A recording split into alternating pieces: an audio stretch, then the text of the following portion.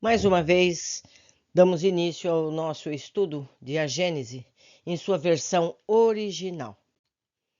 Os milagres e as predições segundo o Espiritismo. A doutrina espírita é o resultado do ensino coletivo e concordante dos espíritos. A ciência é chamada a constituir a Gênese segundo as leis da natureza. Deus prova sua grandeza e seu poder pela imutabilidade de suas leis e não pela sua suspensão. Para Deus, o passado e o futuro são o presente. Allan Kardec. Leis e as forças. Item 8 do capítulo que estamos estudando. Se um desses desconhecidos que passam sua existência efêmera no fundo das regiões tenebrosas do oceano, se um desses poligástricos, dessas nereidas, ínfimos animáculos que só conhecem a natureza, os peixes, ictófagos e a flora submarina recebesse, de repente, o dom da inteligência, a faculdade de estudar seu mundo e de estabelecer nas suas apreciações um raciocínio conjectural estendido à universalidade das coisas, que ideia formaria da natureza viva que se desenvolve em seu meio e do mundo terrestre que não pertence ao campo de suas observações? Se agora, por um feito maravilhoso de seu novo poder, esse mesmo ser conseguisse se elevar à superfície do mar, acima das trevas eternas da profundidade, perto das praias opulentas de uma ilha com vegetação esplêndida, sob o sol fecundo, distribuidor de um benfazejo calor, que julgamento faria de suas teorias antecipadas sobre a criação universal, as quais logo abandonaria por uma apreciação mais ampla, mas ainda assim relativamente tão incompleta quanto a primeira? Tal é, ó homens, a imagem de vossa ciência toda especulativa. E faço é impossível eu não parar essa leitura para comentar esta imagem que aqui foi dada. Gente, o que um camarão pode falar sobre o sol? Não é verdade? O que uma simples água-viva pode ter ideia sobre um camelo? Exatamente. E nós? Como podemos dar opiniões sobre o que nunca vimos? Vamos seguir adiante já com uma nota de rodapé. Tal é também a situação daqueles que negam a existência do mundo dos espíritos. Logo após terem se despojado de seu corpo físico, os horizontes deste mundo se desmoronam em seus olhos. Compreendem então o vazio das teorias pelas quais pretendiam explicar tudo exclusivamente pela matéria. Entretanto, esses horizontes têm ainda, para eles, seus mistérios que só se revelam sucessivamente, à medida que se elevam pela depuração. Mas, desde seus primeiros passos neste mundo novo, eles são forçados a reconhecer sua cegueira e quão longe eles estavam da verdade. Essa é uma nota de Allan Kardec. Seguindo com a leitura.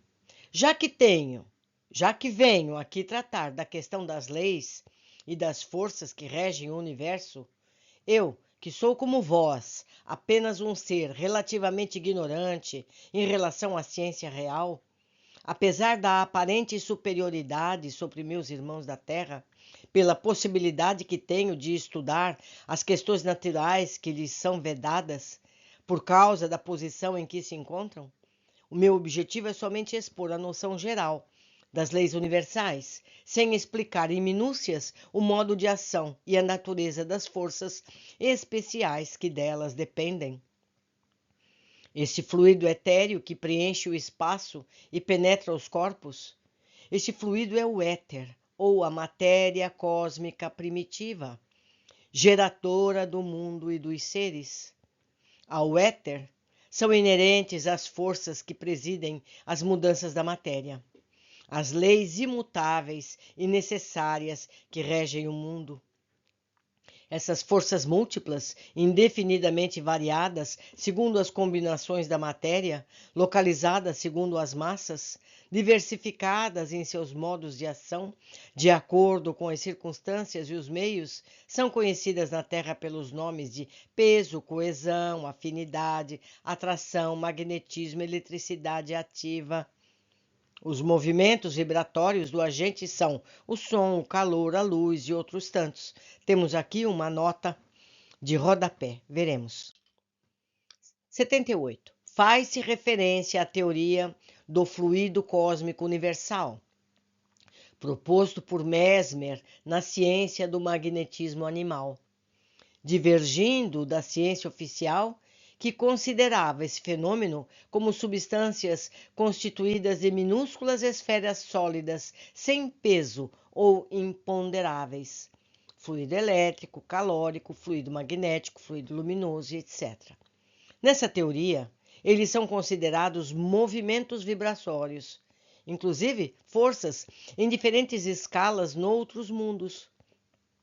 Enquanto a hipótese substancialista aceita oficialmente hoje é sabidamente falsa, considerar esses fenômenos como estados vibratórios do agente em diversas escalas, propostas tanto nesta obra quanto em Mesmer, aproxima-se conceitualmente do paradigma da física moderna.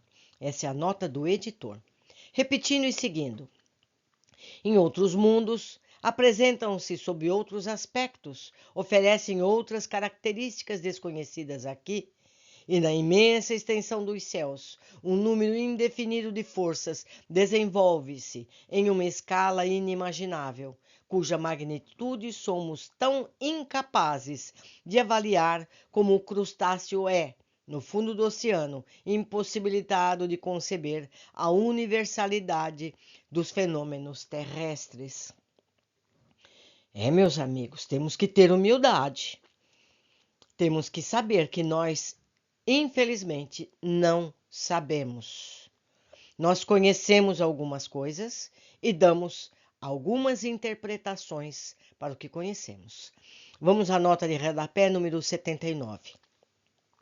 Nós reportamo-nos, em suma, àquilo que conhecemos e não compreendemos, mas o que escapa à percepção de nossos sentidos, assim como o cego de nascença não compreende os efeitos da luz e a utilidade dos olhos, é possível, pois, que em outros meios o fluido cósmico tenha propriedades, combinações das quais não temos a menor ideia, dos efeitos apropriados às necessidades que nos sejam desconhecidas, dando lugar a percepções novas ou a outros modos de percepção. Não compreendemos, por exemplo, como se possa ver sem os olhos do corpo e sem a luz. Mas quem nos diz que não existem outros agentes que a luz para os quais sejam feitos os organismos especiais? A visão sonambúlica, que não é detida pela distância, nem por obstáculos materiais, nem pela obscuridade, nos oferece um exemplo. Suponhamos que em um mundo qualquer, os seres sejam normalmente o que os nossos sonâmbulos seriam excepcionalmente.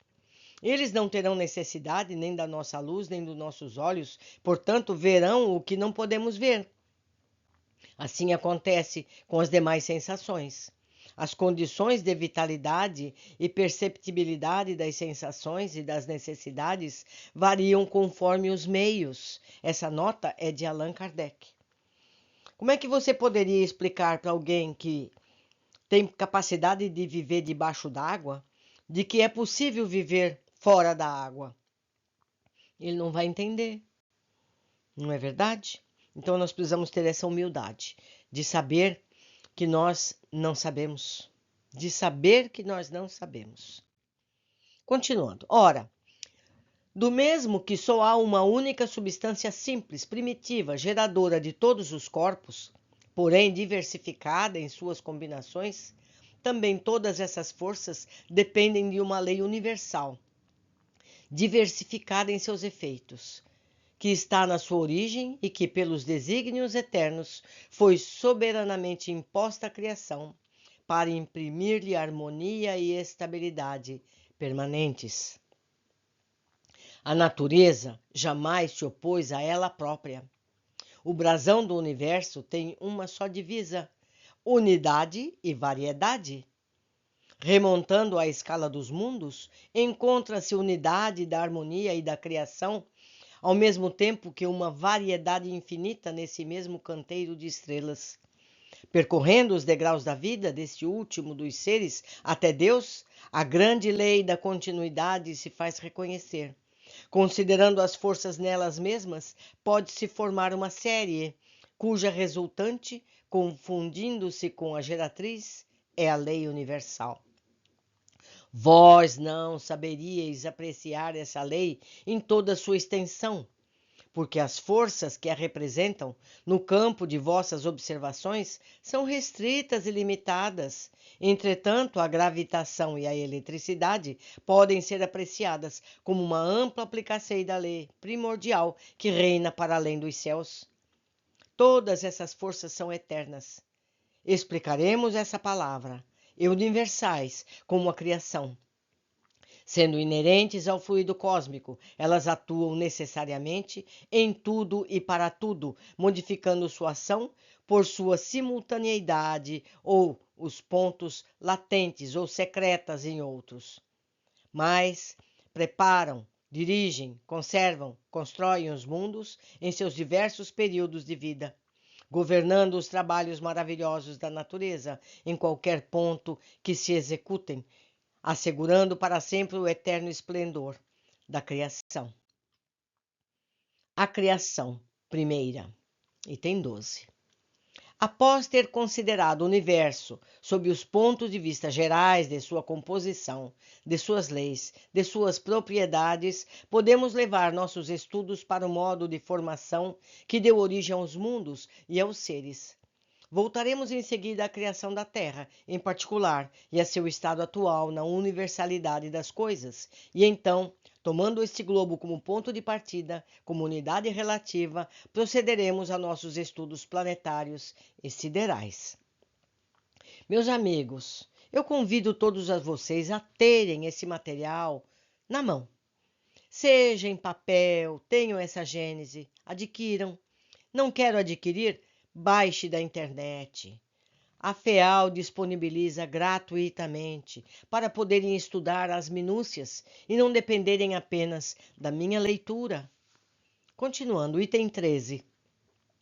Se tivermos compreendido bem a relação, ou antes, a posição da eternidade com o tempo, se nos familiarizarmos com a ideia de que o tempo é apenas uma medida relativa da sucessão das coisas transitórias, enquanto a eternidade é essencialmente una, imóvel e permanente, e não é suscetível de nenhuma medida de duração, compreenderemos que para ela não há começo nem fim.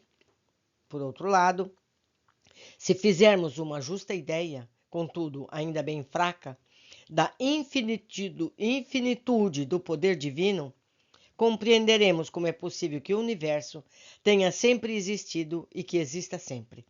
Desde que Deus sempre foi Deus, suas perfeições eternas se manifestam, antes que os tempos existissem. A eternidade incomensurável recebeu a palavra divina e fecundou o espaço igualmente eterno. Meus amigos, nós não temos competência para entender tudo isso. Assim como a formiga não tem competência para entender o Google, a internet, ou até mesmo uma batata, não é verdade?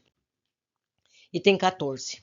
Deus, sendo por sua natureza eterno, criou toda a eternidade e não poderia ser de outra forma, porque a qualquer época longínqua que retrocedamos em imaginação, chegando até os supostos limites da criação, restará sempre além desse limite uma eternidade. Avalie bem esse pensamento, uma eternidade durante a qual as divinas hipóstases, as volições, eu vou ler aqui a nota 80 e depois eu repito todo o item 14. Hipóstase divina é o ato concreto da subsistência de Deus. Segundo a visão dogmática, Deus seria 3 hipóstases numa só essência, ousia, o Pai, o Filho e o Espírito Santo. Essa é a nota do editor. E nós não temos como entender ainda essa trindade. Por isso nos é dado simplesmente assim. Repetindo o item 14. Deus, sendo por sua natureza eterno, criou a eternidade e não poderia ser de outra forma, porque a qualquer época longínqua que retrocedamos em imaginação, chegando até os supostos limites da criação, restará sempre além desse limite uma eternidade. Avalie bem esse pensamento. Uma eternidade durante a qual as divinas hipostases, as volições infinitas, teriam estado sepultadas em uma mútua letargia inativa e infecunda. Uma eternidade de morte aparente para o Pai Eterno, que dá vida aos seres, de mutismo indiferente para o Verbo que os governa, de esterilidade fria e egoística para o espírito de amor e de vivificação. Compreendamos melhor a grandeza da ação divina e sua perpetuidade sobre a mão do Ser Absoluto. Deus é o sol dos seres, é a iluminação do mundo. Ora, o surgimento diário do sol dá instantaneamente nascimento às ondas de luz que vão se propagando por toda a parte na vastidão. Do mesmo modo, o universo, nascido do eterno, remonta aos períodos inimagináveis de infinita duração ao Fiat Lux inicial. Fiat Lux é faça luz. Item 15. O início absoluto das coisas remonta a Deus. Suas sucessivas intervenções no domínio da existência constituem a ordem da perpétua criação. Qual imortal poderia falar das magnificências desconhecidas e soberbamente veladas sob a noite das idades, que se desenvolveram nesse tempos remotos, no qual nenhuma das maravilhas do universo atual existia? Nessa época primitiva em que, havendo-se feito ouvir a voz do Senhor, os materiais que deveriam agregar-se por si mesmo e simetricamente para formar o templo da natureza, logo se encontraram no centro dos vazios infinitos, quando aquela voz misteriosa, que todas as criaturas veneram, amam como uma mãe, produziu notas harmoniosamente variadas, que haveriam de vibrar juntas e modular o concerto dos vastos céus. O mundo, em seu surgimento, não se apresentava em sua forma de plenitude de vida. Não, o poder criador não se contradiz nunca, e como todas as coisas, o universo nasceu criança, constituída das leis antemencionadas e da impulsão natural inerente à sua própria formação. A matéria cósmica primitiva deu, sucessivamente, origem a turbilhões, a aglomerações desse fluido difuso, a aglomerações de matéria nebulosa, que se dividiram por si e se modificaram ao infinito, para produzir nas regiões incomensuráveis da amplidão diversos centros de criações simultâneas ou sucessivas. Em razão das forças que predominaram sobre um sobre o outro, e das circunstâncias ulteriores que presidiram seu desenvolvimento, esses centros primitivos tornaram-se focos de uma vida especial. Alguns menos espalhados no espaço, mais ricos em princípios e em forças atuantes, começaram de imediato sua vida astral, particular.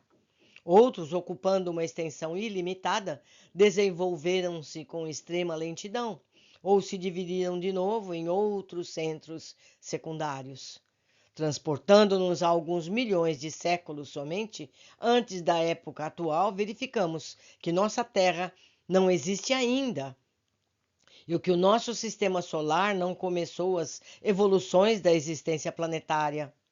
Mais esplêndidos sóis já iluminavam o éter, planetas habitados davam vida e existência a uma multidão de seres que precederam a humanidade. As produções opulentas de uma natureza desconhecida e os fenômenos maravilhosos do espaço sideral desenvolveram, sob outros olhares, os imensos panoramas da criação. Que digo, já deixaram de existir os esplendores que muito antes fizeram palpitar o coração de outros mortais sob o influxo do pensamento, da potência infinita. E nós, pobres pequenos seres que chegamos depois de uma eternidade de vida existir, julgamo-nos contemporâneos da criação. Que ironia, não é, meus amigos?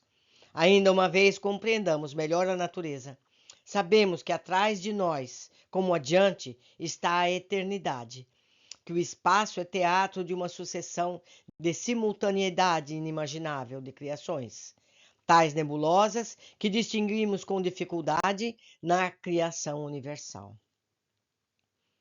Após ter recuado tanto tempo, nos permitiu nossa limitação em direção à fonte oculta, de onde os mundos provêm. Como as gotas de água em um rio, consideremos a marcha das criações sucessivas e de seus desdobramentos sequenciados. A matéria cósmica primitiva continha os elementos materiais, fluídicos e vitais de todo o universo, que estendem suas magnificências diante da eternidade. E ela é a mãe fecunda de todas as coisas, a ancestral, a mais, a eterna geratriz. Não desapareceu essa substância da qual provém as esferas siderais. Não está morta, já que incessantemente gera criações e recebe os princípios reconstituídos dos mundos que se apagam do livro eterno. A matéria etérea, mais ou menos rarefeita, que se difunde entre os espaços interplanetários, esse fluido cósmico que preenche o universo, mais ou menos rarefeito, nas regiões imensas, ricas em aglomeração das estrelas, mais ou menos condensado, onde o céu astral ainda não brilha, mais ou menos modificado por diversas combinações de acordo com as localizações do espaço sideral. Não é outra coisa senão a substância primitiva na qual reside as forças universais, de onde a natureza tem tirado todas as coisas. Nota número 81. Se indagássemos qual é o princípio dessas forças e como é possível estar na própria substância que o produziu, responderíamos que a mecânica nos oferece disso numerosos exemplos. A elasticidade que faz distender um elástico não estaria no próprio elástico e não dependeria de modo de agregação das moléculas? O corpo que obedece à força centrífuga recebe sua impulsão do movimento primitivo que o tenha transmitido. Essa nota é de Allan Kardec. Item 18. Esse fluido penetra os corpos como um imenso oceano. E é nele que reside o princípio vital que dá origem à vida dos seres e a perpetua sobre cada mundo segundo sua condição inicial, no estado latente que dormita lá, onde a voz de um ser não o chama. Cada criatura mineral, vegetal, animal ou outra, visto que há muitos outros reinos naturais de cuja existência não suspeitais, sabe, em virtude desse princípio vital universal, apropriar-se das condições de uma existência e de sua duração. As moléculas do mineral têm certa quantidade dessa vida, tal como a semente e o embrião, e se agrupam, como no organismo, em figuras simétricas que constituem o indivíduo. É muito importante nos compenetrarmos na noção de que a matéria cósmica primitiva estava revestida não apenas nas leis que garantem a estabilidade dos corpos celestes, mas também no princípio vital universal, gente. Olhem só, que formam as gerações espontâneas de cada mundo, à medida que apresentem as condições da existência sucessiva dos seres. E quando soa a hora da aparição dos filhos da vida, durante o período criador. Esse parágrafo é importantíssimo. Eu espero que vocês leiam e releiam e meditem a respeito. Continuando, assim se faz a criação universal. É, pois, correto dizer que as operações da natureza, sendo a expressão da vontade divina, Deus sempre criou, cria incessantemente e nunca deixará de criar. Mas, até aqui temos silenciado sobre o mundo espiritual, que também faz parte da criação e cumpre suas destinações, segundo as augustas prescrições do Senhor. Eu só posso dar um ensinamento bem limitado sobre o modo da criação dos espíritos, em virtude da minha própria ignorância, e também porque devo manter reserva sobre certas questões, as quais me foi permitido aprofundar. Aqueles que estão religiosamente desejosos de conhecer e que são humildes perante Deus, eu direi, solicitando-lhes que não deduzam de minhas palavras nenhum sistema prematuro, que o Espírito só chega a receber a iluminação divina que lhe dá, simultaneamente, com o livre-arbítrio e a consciência, a noção de seus altos destinos, após ter passado pela série divinamente fatal dos seres inferiores, entre os quais se elabora lentamente sua individualidade. É somente a partir do dia em que o Senhor imprime sobre sua fronte seu augusto sinal que o Espírito toma seu lugar entre as humanidades. Reitero, não elaborem sobre as minhas palavras seus raciocínios, tão tristemente célebres na história da metafísica. Preferiria 1000 vezes calar-me sobre as questões tão elevadas, acima das meditações habituais, de que vos expor a desnaturar o sentido do meu ensinamento e vos jogar, por minha culpa, nos intricados labirintos do deísmo ou do fatalismo. Aqui temos uma nota, a nota 82. Deísmo, o erro dos que, aceitando a existência de Deus, só admitem a teologia racional. Fatalismo, doutrina que atribui tudo à fatalidade e não deixa nada ao livre-arbítrio. Tesouro da Língua Portuguesa, Porto, 1873. No caso do deísmo, por só aceitar deduções humanas, não, os espíritos estariam incompatíveis com o espiritismo.